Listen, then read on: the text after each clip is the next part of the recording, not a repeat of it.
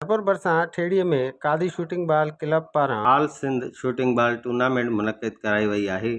Tournament में सिंध जे मुख़्तलिफ़ इलाइक़नि जूं 16 टीमुनि हिसो वरितो। उन सिलसिले में टूर्नामेंट जे ऑर्गेनाइज़रनि, महिमाननि ऐं रांदीगरनि महिराण टीवीअ सां पंहिंजा वीचार वंडींदे चयो आहे त सर, मुझो नालो महबूब अली सोलंकी है।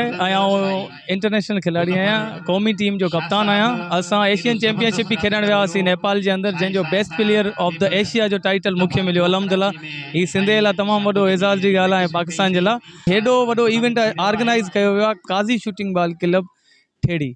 उस्ताद जावेद साहब हर साल ही टूर्नामेंट कराईंदो आहे ऐं हिते हर साल ऑल पाकिस्तान टूर्नामेंट थींदो आहे। पोएं साल बि अलहमदिल्ला मूं खटियो हुयो। त हेड़े हिन दौर में तव्हां ॾिसो केॾी गर्मी आहे ऐं हेॾी महांगाई में अहिड़ा इवेंट कराइण तमामु ॾुखिया आहिनि। ऐं जीअं त ठेड़ी जो जिथे नालो अचे थो त आउं चवां थो शूटिंग बॉल जी तारीख़ में जेकी हिते पब्लिक ईंदी आहे न, एतिरी किथे बि न ईंदी आहे। ठेड़ी जो माण्हू बिल्कुलु शूटिंग बॉल खे लाइक करे थो ऐं पसंदि करे थो। पाकिस्तान स्पोर्ट बोर्ड जेको आहे सो असांजी शूटिंग बॉल जी सरपरस्ती घटि पियो करे। असांजो सिंध स्पोर्ट बोर्ड माशाल्लाह जिथे भी टूर्नामेंट थिए थो भरपूर सरपरस्ती करे पियो। ऐं जॾहिं खां सर मुनवर महेसर साहब आया आहिनि तॾहिं खां शूटिंग बॉल जी जेतिरी सपोर्ट ऐं स्पॉन्सरशिप मिली आहे न, अॻु में कॾहिं एतिरी कोन्हे मिली। काज़ी क्लब ठेड़ी वारनि जेको इवेंट जेको आहे न वॾो हेॾो प्रोग्राम सजायो आहे, उन्हनि ॾाढो बहितरीनु नमूने असांखे कंहिं क़िस्म जी का बि जेका उहा हिते तकलीफ़ असांखे कोन्हे। असीं स्पोर्ट्स बोर्ड ऐं उन खां अलावा असांजा जेके बि MP MNAs आहिनि उनखे चवंदासीं असांजी शूटिंग बॉल जी ईअं ई सरपरस्ती कंदा रहनि, ताकी जेको आहे न उहो ग्राउंड आबाद रहनि ऐं अस्पतालूं वीरान थी वञनि हलियूं। उन खां अलावा जेको आहे न हेॾे वॾे जेको आहे न गर्मी ऐं उन खां अलावा महांगाई जे दौर जे अंदरि अहिड़ा इवेंट सजाया आहिनि। असीं वरी उन्हनि जा शुक्रगुज़ार आहियूं, ख़ासि तौर ते स्पोर्ट्स बोर्ड जा, सिंध स्पोर्ट्स बोर्ड जा। ही प्रोग्राम रखियल आहे असांजो टाउन कमेटी चेयरमैन साहब, हिन में असांजी हेल्प कई आहे। कादी क्लब आहे जेका असांजे वॾनि जे नाले सां आहे, ही वॉलीबॉल असां हिते काफ़ी प्रोग्राम अॻु ऑल पाकिस्तान जी थिया आहिनि, ऑल सिंध जी थिया आहिनि। अॼु वरी ही जेको अॼु प्रोग्राम रखियो वियो आहे हितां ठेड़ी जो आम वॾी ख़ुशी महसूसु करे रहियो आहे।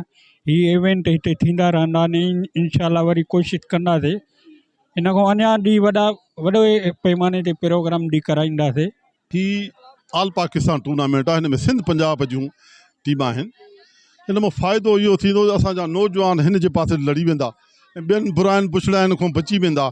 ऐं हिन में सिंध गवर्नमेंट जो कोई बि तावन कोन्हे को, ऐं हालांकि सिंध गवर्नमेंट तमामु घणी बजट आहे, पर मां सम्झां थो त ही उस्ताद जावेद मतिलबु उनजो वालिद साहब वॾो उस्ताद मोहम्मद यूसुफ तमामु वॾी रांदि थींदी ऐं रोज़ाने बुनियाद ते थींदियूं। सो उन में सिंध गवर्नमेंट तावन कोन्हे। बाक़ी टाउन कमेटी जेको आहे ही जेतिरो बि आहे हिन में 75% जेको आहे टाउन कमेटी ठेड़ी वन जो डोनेट आहे। ॿियनि दोस्तनि बि जीअं काई साहब आहे, ॿिया टिया इहे बि कनि था, हुनजी बि महिरबानी आहे। ऐं हिन में जेकॾहिं हीउ हलंदो त नौजवान जे हिन पासे ॾे राग़िब थींदा, पढ़ाईअ जे पासे खां पोइ वरी हिन पासे ॾे थींदा, तंहिंजे करे फ़ाइदो थींदो इंशाल्लाह। कैमरामैन ताहिर आमिद सां गॾु सैफुल्ला पोट्रो, महिराण टीवी, खैरपुर।